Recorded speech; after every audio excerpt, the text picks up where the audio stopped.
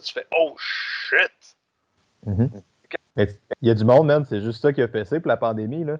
T'as du monde, ça a juste été le fait que le tapis arrête de tourner, justement, ou le fait qu'il... Hey man, je peux plus m'entraîner fucking 7 fois par semaine. Qu'est-ce que je vais faire de ce temps-là, genre? Ouais, tu te sauvais de quoi? Ouais. Tu sais, sérieux, là, tu dis, tu t'entraînes, je m'entraîne, mais tu me dis, Matt, t'as juste besoin de faire cet exercice-là 15 minutes, 2 fois par semaine. Tu vas être en top shape, là, à 80% de ta capacité présentement pour le restant de tes jours. Tu signes où? Ben, man, je signe. Donne-moi la feuille, je signe. Ouais, c'est ça, c'est sûr. Tu sais, outre le fait que tu aimes ça t'entraîner puis bouger, mais tu te dis, OK, mais mettons que je peux rester avoir une shape de plage, puis d'être fort, puis de mes caractéristiques, puis ça me prend juste 15 minutes 2 fois semaine. Pourquoi je me ferais chier à perdre 1h30 à 2 heures? Tu sais, tu rentres au gym, s'entraîner 1 heure, ça arrive pas, là. Le temps que tu te déplaces, le temps que tu arrives, le temps que tu te mettes dedans. La première affaire, tu sais, tu as 2 heures, 2h30 de passé. Mais là, multiplie ça 4 fois, 5 fois semaine. C'est 15 heures dans ta semaine, c'est 2 jours de travail bilable. Ouais, c'est vraiment quelque chose que j'avais de la misère à faire avec. Moi, je sais pas, je te l'avais dit. Je pense que je te l'ai dit hier quand on s'est parlé, ou avant hier, que dans le fond, c'est Marc qui fait ma planif à cette heure. C'est lui qui, comme, je paye l'entraînement privé. Puis un truc que Marc m'a forcé à faire au début, c'était ça. Parce que moi, je venais du monde très, très de la force, là. Genre, un training d'haltéro, man, ça prend 2h15, 2h30, là, que ça te plaise ou non, là. C'est vraiment. Ça prend pas ça, là, mais dans le frame traditionnel, avec les longs repos, puis avec toute ta patente, puis avec les 6000 drills de warm-up, puis là, tu commences pas à loader tant que tu te sens pas parfaitement bien dans ta position. Puis c'est correct, tu veux renforcer un geste technique, je comprends l'idée, c'est ça que tu veux renforcer. Mais Marc, il m'a forcé à aller contre ça. Il m'a donné des trainings, j'avais jamais plus que 9 séries de travail. Jamais, jamais, jamais. Puis dans ça, j'avais peut-être tout le temps un 30-40 minutes de. Mettons, hier, j'ai fait 3 séries de. C'était comme un drop set de quad, là. J'avais juste 3 séries dans. Ben, c'était un triset. Fait qu'il y avait 3 exercices, 3 séries chaque. Mais reste le fait que j'avais 9 exercices. Mettons, j'avais 3 séries de travail total dans mon entraînement pour 45 minutes d'adducteur, de moyen fessier, de tout le petit travail structurel d'abdos, le petit travail structurel de marde. Puis il fallait que je me décalisse dans ces 3 exercices-là ou dans ces 10 minutes-là qu'il y avait à la fin. Puis là, aujourd'hui, je suis détruit. Mais au début, j'avais de la misère à faire ça, même. Ça confrontait tout mon système de valeurs de genre, faut que tu maxes là, c'est là que c'est important, tu sais. Tu n'auras pas 6 à 8 séries pour leur prendre ton beau snatch, là. C'est là, il faut que tu te mettes dedans puis tu attaques ça. Fait que c'est hâte ce que tu dis, je trouve. Hein. J'ai vraiment de la misère à faire ça pour vrai. Là. C'est que c'est une grosse histoire d'intention parce que je pense qu'avec le temps, on s'est déconnecté sur ton rationnel qui est ton esprit qui te parle puis ton gut feeling. Ouais. Parce que là, tu es en mode de dire OK, mais ça, c'est mes séries que je dois faire. Je dois absolument passer au travers de ce processus-là, sinon j'aurai pas de gain. Mais là, c'est méthodique, c'est mécanique. Mais à quel point tu peux dire c'est quoi le signal que mon corps m'envoie en bas, là? Ouais. OK, mais mon glute max, il travaille dessus, là? Non, mais je snatch. Non, mais il est-tu impliqué dans le job? Tu peux-tu juste déloader, t'arrêter, le trouver, le défoncer comme s'il n'y avait pas de lendemain? Ouais, mais là, combien de séries je fais? T'es-tu un gars de 12 reps? T'es-tu un gars de 15 reps? T'es-tu un gars de 9 reps? Ouais, mais là, ça, c'est plus d'hypertrophie. Non, mais toi, pour défoncer ton glute max, c'est quoi que tu as besoin? Mm-hmm. Ouais, mais c'est pas dans mon programme. Non, mais toi! Ouais, mais c'est dur à faire ça, tu Oui! sais. Puis moi, j'étais sur une planif annuelle d'altéro, là. Ben oui. Carrément, là. On est planifié à l'année, là. On est périodisé, dans le fond, à l'année, là. Ouais. Tu sais ce que tu fais, tu sais que tu as une phase de là, tu sais que tu as une phase de là, puis ça a de la valeur. Je dis pas que ça n'a pas de valeur. Mais tu sais, comme tu dis, c'est que tu déconnectes crissement de ça à un moment donné, là. Ouais. Tu sais, le drop set de Marc, ben, tu sais, c'était comme 3 variantes de squat à une jambe, là. Tu sais, ça commençait avec des Bulgarian split squat, puis après ça, ça devenait des squats, des genres de front track squat avec des pistols, pas des pistol squat, des front track goblet squat, sauf avec un genre de staggered stance, là, comme un squat inégal. Là. Yes. Puis après ça, c'était des scalar squats. Ouais. Mais tu sais, c'était juste ça. Là. C'était 3 séries de ça. Là. Ouais. Comme 8 reps chaque ou 6 à 8 reps chaque. Puis man, sérieusement, ça doit faire. La dernière fois que j'ai été raqué de même, ça doit tourner de mes années de CrossFit. Là. Au CrossFit TR avec Nick Fournier, il doit avoir 6 à 8 ans. Là. C'est les dernières fois que j'ai été raqué comme je suis raqué là en ce moment. Fait que comme, ouais, il fait quelque chose de correct. Ça me confronte. Ça vient crissement me chercher, genre. Mais c'est correct, là. C'est ça que j'ai besoin, là, tu sais. Ouais, c'est un clash de pensée, d'entraînement, où est-ce que on s'est fait beaucoup enseigner qu'il faut appliquer un plan. Puis les coachs se tapent dans le dos en disant, man, je t'ai fait une périodisation, man, on point, blablabla, là, tu t'en vas. Mais tu fais, mais dude, c'est pas un athlète professionnel que t'as. Ouais. Il s'entraîne 2 heures. Ben, il y a 22 heures pour screw up ce que tu viens de faire avec. Donc, ton plan, il est aussi bon que ton impact que tu vas avoir sur ce qui se passe à l'extérieur. Ah, mais t'as pas de contrôle là-dessus. Ton plan, man, si aujourd'hui tu lui dis qu'il est supposé de maxer, mais son psy, ça fait 3 jours qu'il fait la gastro, il maxera pas. Mais comment tu vas le spinner pour que lui, aujourd'hui, il ne voit pas ça comme un échec? Ouais, c'est ça. C'est là que, que tu travailles avec Marc, c'est super intéressant parce que là, tu as un coach qui va s'adapter directement pour toi au lieu d'une template qui est ramassée à quelque part, faite par un spécialiste du 8. Tu fais, ouais, sa programmation est on point pour un athlète qui s'entraîne 2 fois par jour, qui dort, qui se fait masser, qui sa bouffe est calculée, tout ça. Mais Joe Average, le feeling que tu vas sortir dans ton entraînement est beaucoup plus important que ta pérennité d'entraînement parce que c'est une semaine de marde. En fin de l'année, ta semaine de marde, elle n'a aucune importance. Mets ton mois de marde sur l'année, tu vas dire, ouais, c'est gros, ok, mais recule sur 5 ans, ton mois de marde, il ne donne rien. Il ne change rien. Mais tu sais, moi, ça a été vraiment un gros clash aussi parce que c'était plus dans les années Anakin, ça, dans l'étape où l'ancien Alex, le gars qui savait des choses. Là. Je m'ennuie de ce gars-là des fois. Là. Je suis Ken, je le sais. Là, ta gueule, là. Mais tu sais, c'est encore pire après. Là. Après, c'est l'objet de maîtrise, je le sais. T'es un hostie d'idiot. Là. Mais bref. Tu sais, dans le temps que je savais des choses, man, je périodisais toutes mes affaires avec mes clients, tous les trainings étaient faits, il y avait un système de progression qui est là. Puis à un moment donné, j'ai comme fait, anyway, je suis jamais ou presque ce plan-là, parce que je suis tout le temps en train de l'adapter. Fait que tu sais, si je peux prendre la moitié d'énergie que je mets à périodiser tout le monde, ce qui est long, périodiser des gens, puis que je mets juste dans offrir une meilleure expérience, avoir un meilleur service client, parler plus à mon monde, c'est comme, wow, mon service a tellement doublé. Puis j'ai eu cette confrontation-là avec, tu sais, là, avec le beau apocalypse, c'est comme relativement difficile de vendre. Là. Le monde sont beaucoup plus frileux à acheter. Puis un des trucs qui a collé, c'est que j'ai fait venir Manuel Constant au lieu de faire venir d'autres personnes qui sont plus. Manuel puis Jean-Michel. J'ai fait venir un psychologue sportif. J'ai fait venir un synergologue. Et Chris, non, man, le monde n'a pas trouvé ça nice. Ah ouais. Le monde, il voulait du monde qui ont des tribunes sur Internet, des gros entraîneurs. C'est eux autres qui drivent le monde. Là.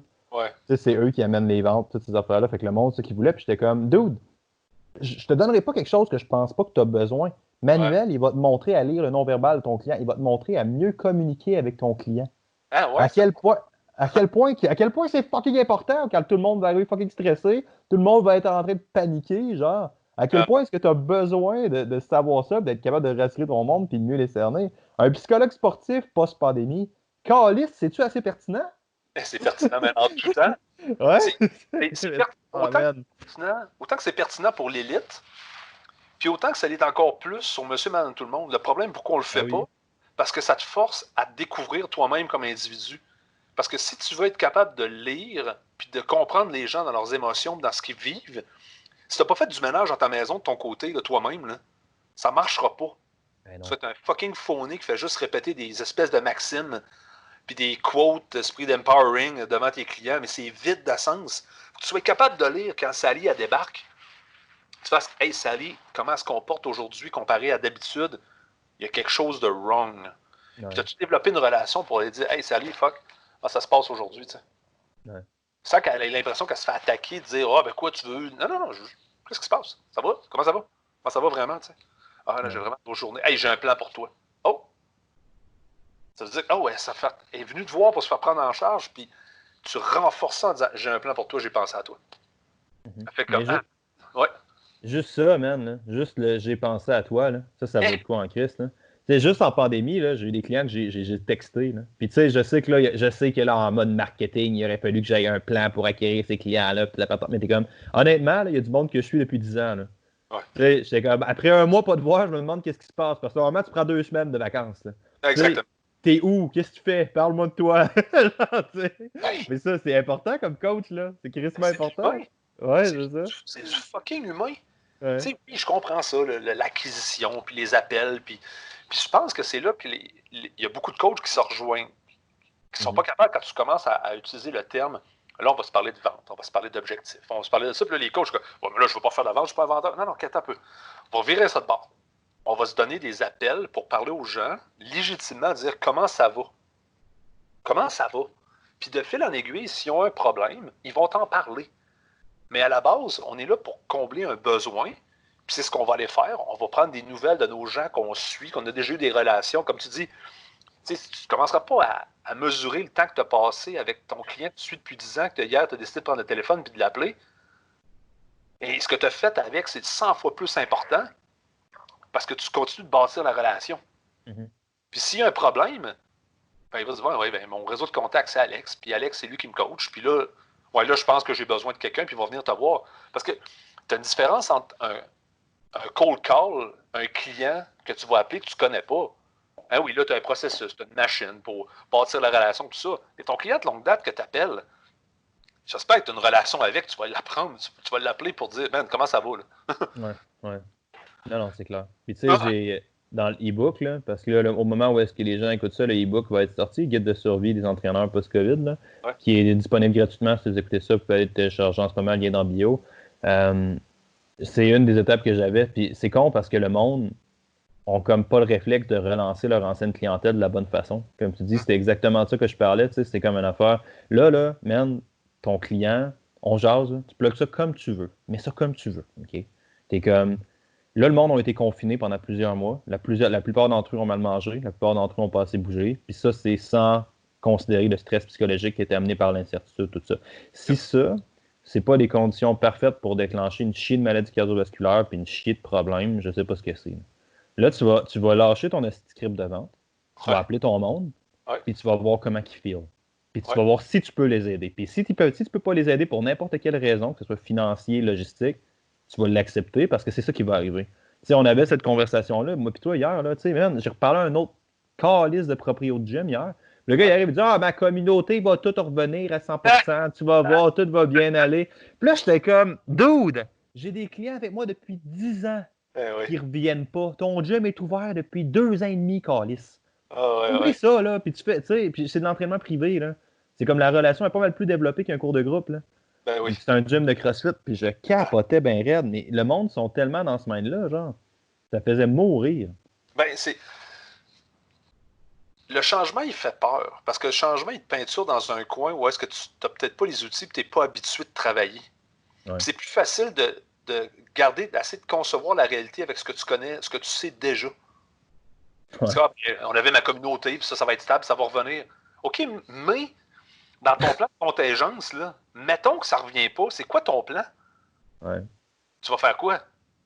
Ah ben là, ouais, mais ça n'arrivera pas, moi. OK, toi, t'es tellement unique que toutes les règles normales des stats qu'on voit de la population en général, puis le retour au gym, tout ça, ça ne s'applique pas à toi parce que toi, tu as la communauté. T'as-tu regardé ton compétiteur, tous tes autres gyms, qu'est-ce qu'ils disent partout?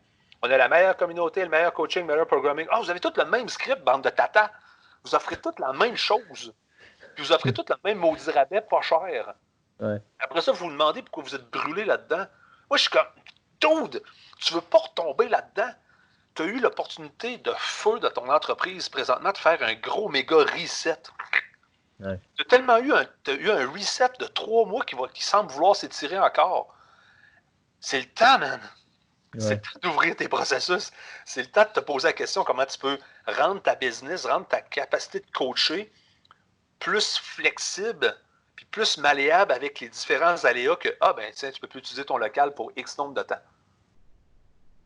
C'est pas de reproduire la même affaire. Ça fait aucun sens. Parce que, anyway, t'essaies de... Tout le monde autour de toi s'écroule, puis t'essaies de retenir tout ça, t'es comme, je vais l'avoir.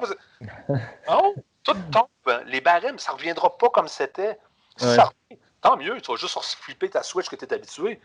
Mais si ton modèle d'affaires présentement est basé sur ta communauté, le réveil va être brutal, man. Ouais. Mais tu sais, c'est comme tu dis, j'ai adoré ta métaphore de genre juste scotch tapé des affaires qui sont en train de tomber. T'es comme, admettons que toi, tu restes stable. Ouais. On jase, ce qui arrivera pas. Faut que tu sois prêt à. Notre réalité a échoué. Faut que tu sois prêt de ça. Puis on va. Notre réalité va devenir quelque chose de 100% d'autre. Puis c'est ça qui est bien qu'une réalité, hostie, c'est notre perception de la chose. Mais tu sais, à une étape, t'es comme. On peut plus essayer de scotch taper ça. Puis mettons que tu dis ça marchait, ça va rester ça. Ben, ce ça-là était supporté par une structure sociale qui, elle, a été bousculée que le sacrement. Fait que t'es comme, même si tu fais le même service, le même modèle dans un environnement différent, ça va-tu marcher? Peut-être, peut-être pas, probablement pas. Fait que tu sais, puis on dirait que le monde ne veut pas faire face à ça, genre, le monde veut juste se dire, ah, tout va être beau, tout va revenir, puis t'es comme, dude, faut que tu fasses de quoi, là? C'est le temps que tu man up en crise, là. Ben, tu sais, dans un concept très militaire, là, de plan de contingence perpétuel. C'est pour ça que t'es là, Matt. Ouais, mais ta réponse de dire, hey, moi, on va rouvrir le 15 juin. Ouais. OK, mais ça, c'est ton meilleur plan.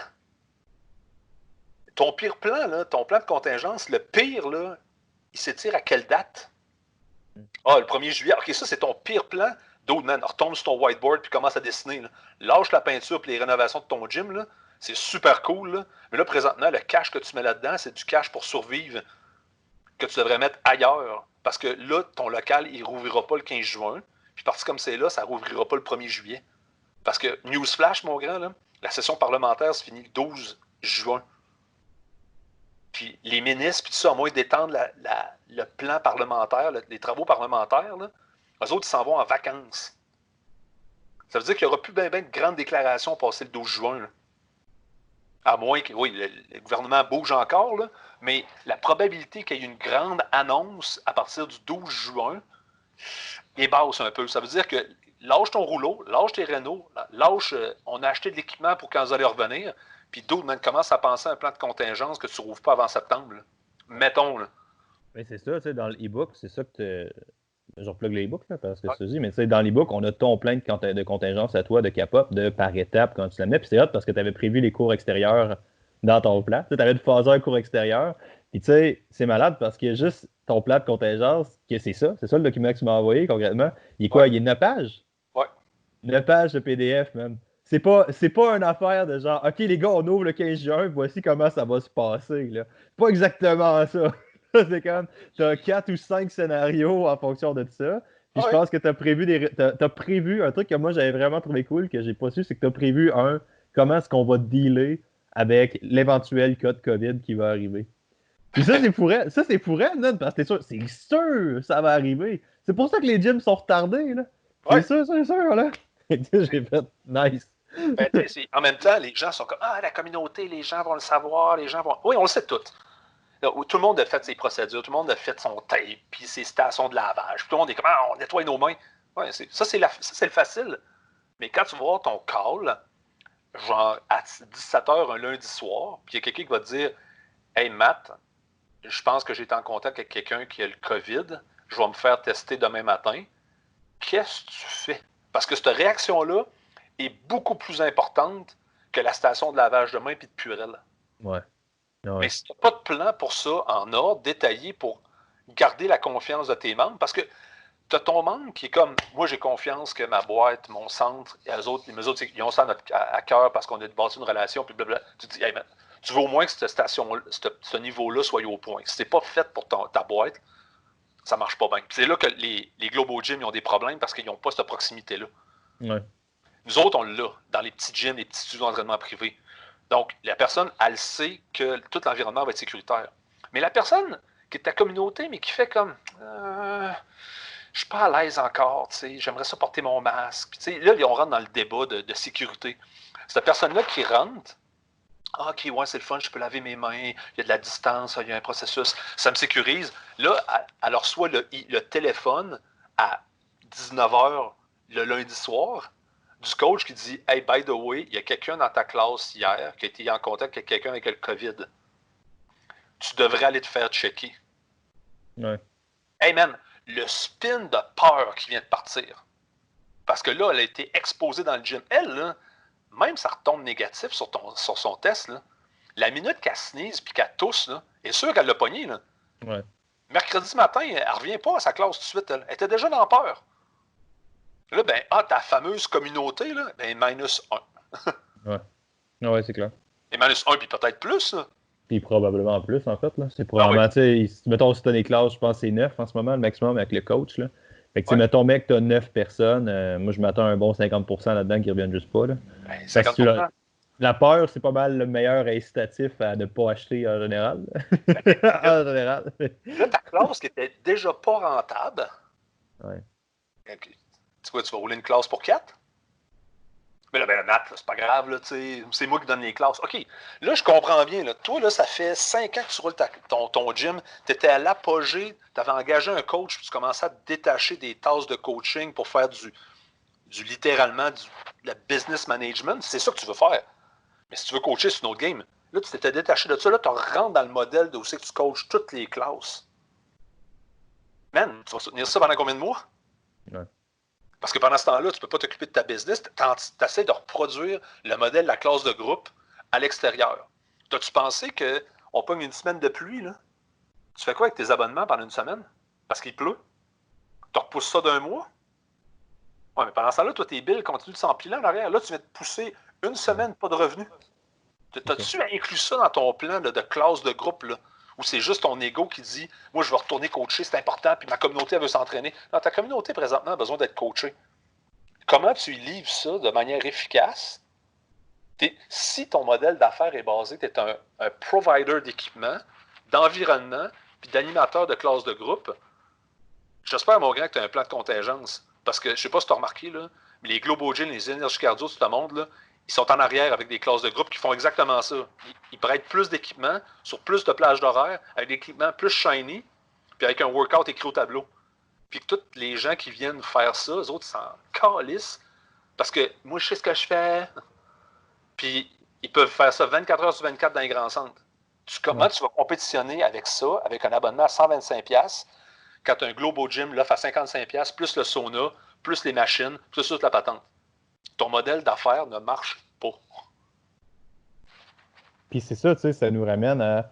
Il y a une histoire que j'aime beaucoup, que j'ai détaillée dans le e-book. Je suis dormi collé sur mon CD-book. Je m'excuse, man. C'était pas.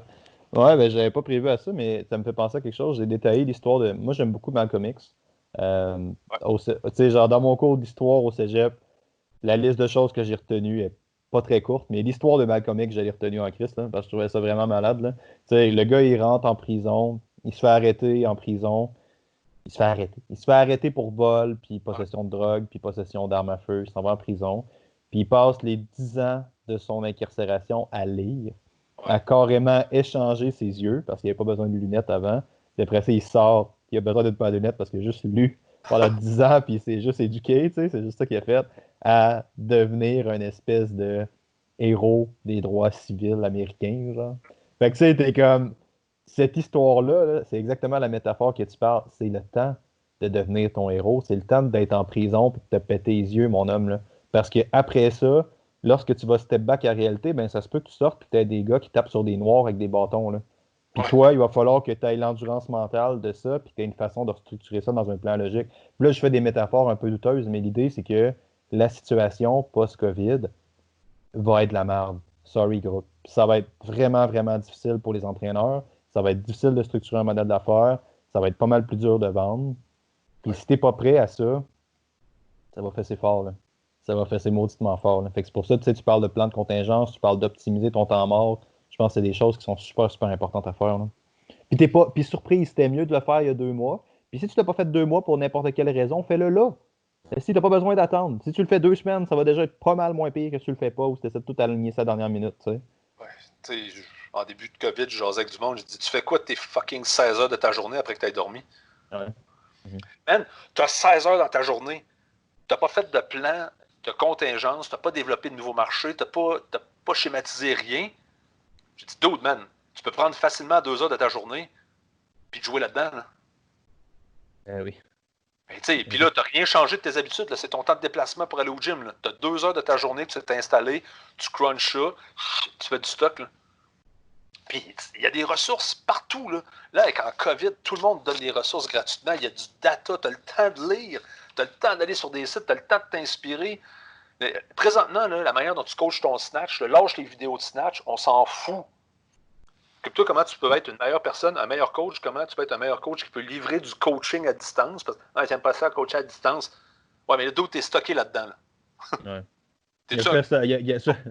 Breaking news, bros, il n'y a personne qui aime ça coacher à distance. Ok, c'est pas si plaisant que ça. Là. Ah non, Et c'est comme à part les entraîneurs qui vivent la distance, qui vivent Bali, puis qui travaillent sur leur ordi sur le bord d'une piscine à fucking Bali, là, outre eux, qui font pas tant ça pour coacher, qui font ça pas mal plus pour écrire sur le bord d'une piscine à Bali.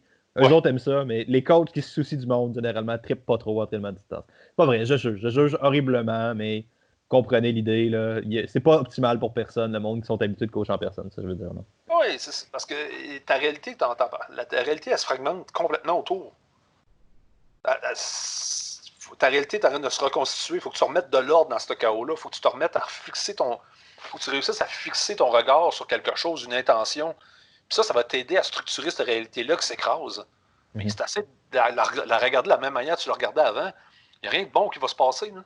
C'est crissement anxiogène aussi de ne pas avoir de plan. Là. C'est oui.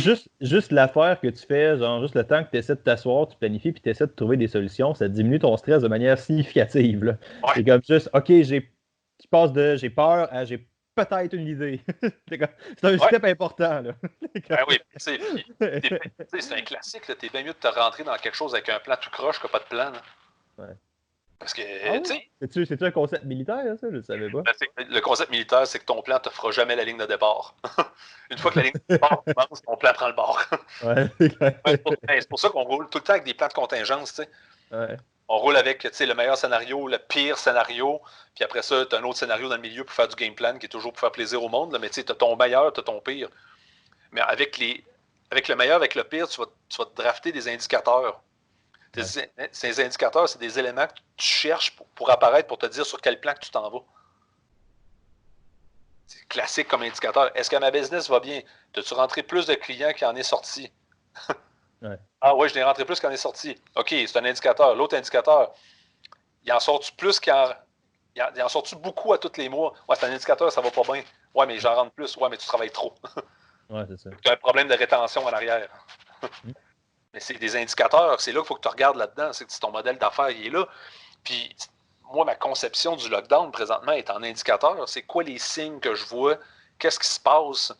Tu sais, là, le trip, c'est tout le monde s'en va. Ah, ben, j'ai demandé à ma police, je peux aller faire l'entraînement dans les parcs. Oui, mais rends-toi compte que la police applique un règlement municipal, puis applique un décret provincial de la santé publique. Du jour au lendemain, ça peut shifter. Parce que, je ne sais pas si vous avez remarqué, là, parce que si c'est très en contexte présentement, là, ton idée géniale d'aller entraîner ton groupe dans un parc, là, il y a combien d'entraîneurs dans ton secteur qui ont eu la même idée géniale, des studios de yoga, de bootcamp, de cardio-poussette, cardio plein air, fit form machin, kaki-kakou. À un moment donné, là, quand vous allez être fucking 10 personnes dans le parc La Fontaine avec vos groupes de 20, puis de 30, puis de yoga, puis tout de machin, peut-être que la police va trouver ça moins cool, parce que là, avoir des plaintes de Karen, puis Sally, qui sont pas contents parce que là, toutes les fois, il y a de la musique à côté, puis il y a des attroupements, puis il y a du monde qui se rapproche parce qu'ils sont curieux et qu'ils veulent voir. Puis là, la police, d'un coup, elle va faire comme ouais, là, on a un problème. Là. Sur le cas individuel, le plan marchait bien dans un petit groupe de 10 personnes, mais là, il y a comme 10 groupes de 10 personnes répartis à la grandeur du parc. Puis là, ben, peut-être que là, il y a quelqu'un qui va appeler, puis il va avoir une plainte, puis là, ils vont dire ah, ben, on va faire appliquer le règlement municipal. Puis là, ben, tout s'arrête. Ouais, c'est clair. Puis comme tu dis, tu sais, un truc qui a changé considérablement la game aussi, c'est que comment qu'on pourrait formuler ça de manière socialement acceptable? C'est que là, tu te ramasses. Non, ça ne sera pas socialement acceptable, Pocket, là. Mais tu sais, tu te ramasses à avoir un service qui entre en compétition comme d'autres affaires. Tu sais, ton environnement de boxe, ta communauté, le fait que tu faisais du CrossFit, tous les trucs qui te démarquent, entre guillemets, là, deviennent au mieux génériques. Parce que tout le monde fait ça, tu sais. Tu vois, ton cours de groupe, tu deviens, mettons, on prend, parce qu'on est gros dans le monde du CrossFit là, en ce moment, là, mais tu sais, tu deviens juste un autre cours de groupe dans un parc. Malheureusement. Tu reviens sur l'erreur majeure de tout ce que beaucoup de centres de CrossFit ou de micro-gym de functional training font, c'est que tu deviens une commodité. Ouais. Parce que tu n'as rien de spécial qui définit ta tribu puis qui rallie ta tribu. Parce que tu es simplement une autre place d'entraînement fonctionnel qui loue de l'équipement avec un programming puis quelqu'un qui anime une classe en avant. Ben ça, il y a toujours quelqu'un qui va te le faire à moindre prix. Ou avec un rabais ou machin. Parce que c'est ça qui va se passer au retour. les gens, là, présentement, qui n'ont pas de plan de relance, puis là, puis tu sais, les gens qui écoutent peuvent dire « Ah, Matt, espèce de coquille. » Je fais d'autres. Moi, je vis là, dans l'incertitude autant que vous autres. Mais ce qui m'attache, c'est mes plans, puis mes scénarios, puis tout ça. Mais si toi, présentement, en tant qu'entrepreneur, pour rentrer ton membership, c'est de faire des abonnements et des rabais d'amis, d'autres, mais rendre ça dans une spreadsheet puis commence à calculer. Là. Ouais. Parce que tu vas avoir un problème. Là. Parce que là, tu viens de diminuer la valeur de ton service que tu offres. Parce que ton service n'a pas changé théoriquement. Mais pourquoi il serait marketé moins cher? Ah ben je vais avoir plus de monde. Tu penses vraiment que ces gens-là, quand ça va changer, vont être prêts à payer le prix que tu leur demandes? Puis même à ça, souvent, là, de réduire, c'est bien, bien rare que de réduire les tarifs, c'est une bonne solution. C'est juste hier, là, j'ai fait cette erreur-là, là, puis si vous pouvez juste la. C'est con, ben c'est con, puis c'est pas con. Là. Mais tu sais, le monde sont en mode delay. Là. Le monde essaie de dealer des affaires. Puis là, hier, j'ai fait une vente que je considérais facile, entre guillemets, par texto, parce que c'est des clients depuis des années. Puis j'ai pris pour acquis que la relation est encore là, puis toute la patente. Fait qu'elle m'a demandé les prix, j'ai juste chipé les prix. C'est quoi la première affaire qu'elle est allée faire? Elle est allée comparer à tous les centres génériques qui offrent ça en arrière à cette heure. Puis là, juste cette erreur-là vient peut-être de me coûter un client parce que dans l'incertitude, sa relation avec moi est bâtie, mais dans l'incertitude, si j'envoie juste l'information des prix, qu'est-ce qu'elle compare? Elle compare le prix. Exactement. Fait que, tu sais, comme tu dis, c'est important de t'asseoir, puis là, ça nous ramène à nos plans puis à nos affaires. Qu'est-ce qui te démarque comme entreprise? Qu'est-ce qui fait que tu vas de l'avant? Comment tu fais pour pousser des affaires? Qu'est-ce qui fait que ta clientèle elle va rester? Si tu me réponds de barbell, je vais être déçu, mon homme. Puis je m'attends à ce que tu maîtrises vraiment bien ta barbell parce qu'il y en a des coachs qui gardent le monde avec des barbells.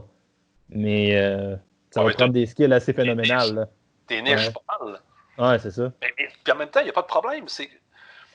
Ça revient à beaucoup définir qu'est-ce que tu veux faire en tant que coach, puis c'est quoi le service que tu vas offrir qui va te démarquer de la commodité. Parce que le group training, il y a 5 ans, il y a 6 ans, c'était pas une commodité, c'était quelque chose d'unique un peu, c'était spécial. Hey, les entraînements fonctionnels avec des barbells, on fait tout. Maintenant, tout le monde a ça dans une certaine variable. Tout le monde renvoie son message d'une certaine manière. Mais toi, tu te démarques comment? Meilleure communauté, meilleur coaching, meilleur programming? Comme tout le monde. Tout le monde? Ouais. Ça marche pas, là. J'avais eu une conversation avec Matt Dubreuil qui m'a donné, ça m'avait vraiment marqué parce que c'était comme avant que le CrossFit. C'était dans la transition. Genre. C'est quand le CrossFit commençait à devenir pas générique, mais c'était quand les gyms commerciaux commençaient à s'équiper en box de CrossFit. Puis là, Matt il capotait parce qu'il disait genre, man, il y a des gyms, je pense que c'était pas un Econo Fitness, c'était un Nautilus Plus, quelque chose qui ont des tables achetées plus belle que moi à CrossFit Laval, qui est un des premiers gyms de CrossFit ouverts au Québec. Là. Ben oui. Et t'es comme, si tu te démarques ton matériel, holy fuck, man, tu vas voir que les gros gyms, ils ont du budget pour acheter du matériel. Là. Ben oui. Ouais. Ben oui, parce que t'auras jamais les derniers shiny new toys. Ben non. Parce que tes grandes surfaces, eux autres, de pomper 10 000 $, ça se pris 15 000 $ pour acheter 10 assaut bike. C'est facile, là. Ouais. Parce que dans ton pourcentage... Ça ne stresse pas vraiment, ouais. Dans ton pourcentage de budget d'acquisition, ça va te ramasser tous les gens qui sont prêts à acheter des classes de CrossFit à côté à 120 $. Tu rentres 10 assaut bike, 10 skieurs, un rig, des barbells, toute la patente. Tu vas t'attirer combien de nouveaux clients? Ben, c'est facile de faire le calcul, là. Tu rentres dedans rapidement parce que tu n'as pas besoin de payer le staff en coaching. Ben non. Tu n'as pas besoin de payer ton staff. Ce qui monte considérablement la patente aussi. C'est juste les gyms de CrossFit ou les gyms. Encore là, je ne sais pas à quel point ça va s'appliquer parce qu'il y a beaucoup de monde qui vont probablement tomber dans le coacher toutes les affaires, comme tu disais. Là. Mais tu sais, là, c'est un problème parce que là, tu vas perdre. Il y a beaucoup de monde qui venait chercher un type précis de coach ou qui venait chercher ces affaires-là. Tout le monde a ses coachs préférés. Fait que là, si tu as juste un coach, ça va changer la vibe. Ce qui n'est pas nécessairement positif, right? Ça dépend, parce que si tu as réussi à faire un bon transfert de valeur et de saveur avec ton coach propriétaire qui a réussi à faire diluer ça aux gens autour, ça ne sera pas si pire. Parce que ta capacité en tant que coach de développer une relation avec tes clients, tu as quand même un petit nombre qui rentre à l'intérieur de la boîte de CrossFit fonctionnelle la plus efficace. Tu sais, tu rentres à 200, 250 personnes, tu es une personne, tu as une bonne idée à peu près tout le monde. Tu es capable de connaître tout le monde par son nom et d'avoir une bonne idée de ce qui se passe. Sauf qu'à 250, tu ne peux plus coacher toutes les classes tout seul parce que tu t'en vas dans le mur. Ouais, c'est clair. Mais, OK, on dit qu'on recommence, qu'on est à 50% du monde, on est sur 100 classes, 100 clients qui roulent sur un 3 fois semaine à peu près. C'est relativement réalisable, mais tu ne t'occupes plus de ta business. Là, tu t'es acheté une job. Ouais. Ça dépend, c'est ça que tu veux faire, puis ça te convient. Hey man, be my guest. Sauf que si tu pensais partir un mois en vacances en Thaïlande avec ta petite famille dans 3 ans, ben, ça n'arrivera pas. Parce que tes clients, tu ne pourras pas dire, je ferme la boîte pendant 1 mois, puis je m'en vais en Thaïlande. Là, tu vas inviter qui? Tu vas prendre ton meilleur qui va faire du energy exchange pour toi. Puis quand tu vas arriver, tu vas juste être content parce que ta business ne sera pas en feu. Ça, au moins, c'est au moins ça. Mais pendant 1 mois, il ne s'est rien passé, ta business a juste comme. Hey, Sally est rendue, Sally n'a pas renouvelé. Tu n'as pas fait le suivi, j'ai pas eu le temps vraiment. Tu sais, à un moment donné, c'est un choix, c'est que soit que tu restes dans un environnement mom and pop's gym, soit que tu t'en vas dans un mode dire, OK, là, je veux un levier financier, je veux quelque chose qui marche sans moi, je veux me générer une entreprise. Puis, je pense que tant aussi longtemps que tu n'as pas tracé ta ligne en tant que propriétaire, tu vas toujours être ambivalent. Tu ne seras jamais content de ce que tu fais. Sauf que un implique des ressources, implique une structure différente. Et il y en a un autre qui est plus confortable parce que tu fais ça comme tu veux, puis c'est toi qui fais tout. Ouais, c'est clair. Tu sais, ta blonde a fait tes comptes à la ligne des TPS TVQ à la fin de l'année, puis quand tu break even, tu es content, puis il te reste un peu d'argent pour machin. Mais tu sais, à quel point c'est soutenable? Mais tu sais, on avait beaucoup ça, tu sais, c'est surprenant la quantité de coachs, de head coach de gym, pas de head coach, de propriétaires de gym qui ont des jobs sur le side ou qui ont des affaires comme ça. C'est pas mal plus fréquent que le monde pense. Puis une des raisons principales de ça, c'est surtout le fait que je sais qu'il y en a probablement qui vont être pompiers. Là, puis là, j'insinue pas rien contre les pompiers, c'est juste un exemple que je donne. Mon argument, c'est que si tu es occupé à développer une profession de pompier, un argument d'entraîneur, puis une profession d'entraîneur, la profession de gestionnaire, ça se peut qu'elle soit négligée un peu. Là. Ben oui. Peut-être, peut-être pas, genre. Puis en même temps, c'est à quel point tu es prêt à laisser, parce que toutes les options sont possibles, c'est qu'à quel point tu es capable de laisser aller ça, puis tes valeurs sont assez fortes, ta définition de gym est autre chose que le coaching, le programming, puis la communauté. Tu te dis, OK, c'est quoi mes vraies valeurs de gym? Pourquoi ma tribu, c'est important pour moi? Là, tu peux te trouver probablement un general manager que tu vas être prêt à payer. Mais là, tu reviens dans une loupe parce que ton modèle financier est capable de supporter un general manager. Parce que lui, il ne sera pas payé à 20$ de l'heure. Non, c'est clair que non. Là. Lui, il va vouloir des ristournes sur les ventes, puis tout ça. Mais tu sais, ça revient.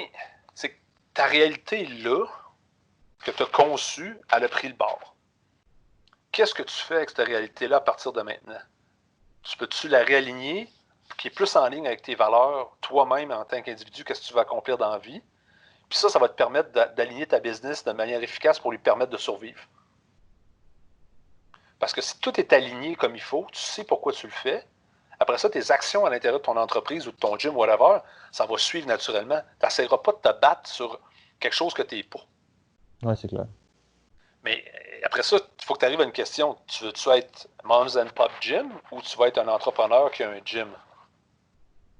C'est deux entités bien différentes. Les deux sont valables, mais c'est deux entités différentes. Mais si... Ouais, qu'est-ce que tu dis, excuse?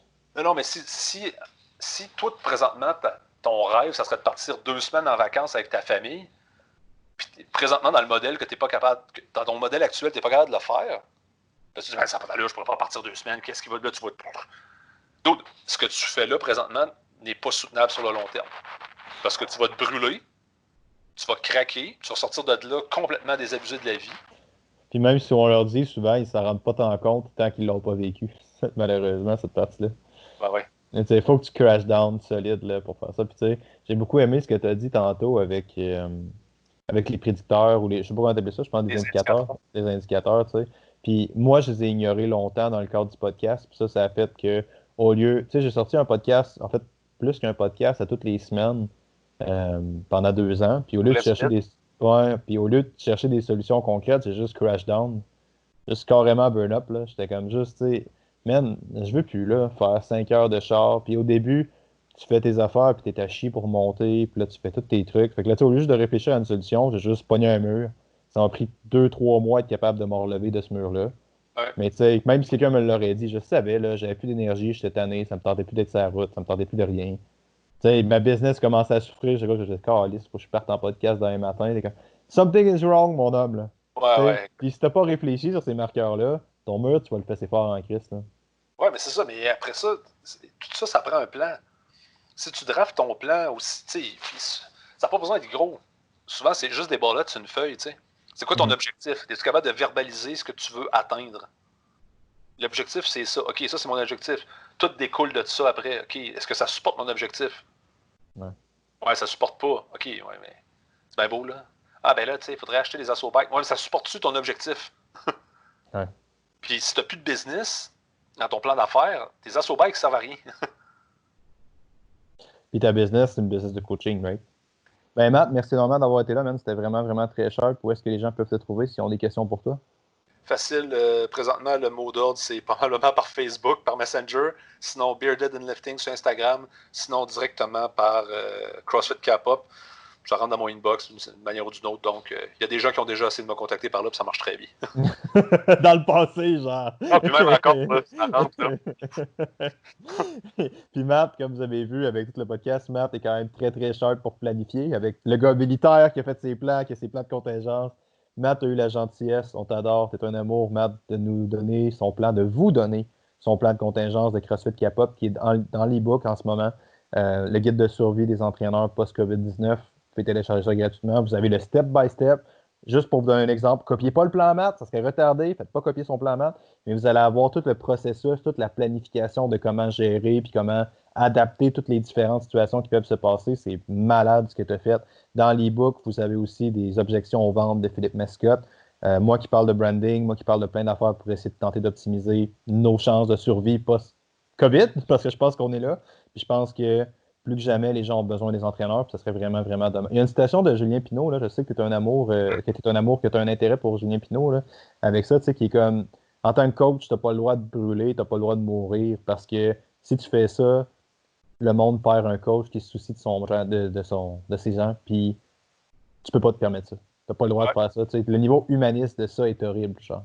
Puis c'est une des raisons pour lesquelles je sors les e-books, là, puis j'ai passé 2 semaines à juste rédiger ça. Je pense que ça a beaucoup de valeur. Le plan de maths est malade. Les objections de fil sont malades. Tout le branding est vraiment là. Et donc, ça, si ça vous intéresse, dans la description. Sinon, si vous avez des questions pour moi, Alexandre Bus, Facebook, Instagram, Momentum HV, Facebook, Instagram. Nouvel épisode de la confrérie de métal à chaque semaine. Puis on se revoit la semaine prochaine, tout le monde. Merci, Matt. Ça fait plaisir.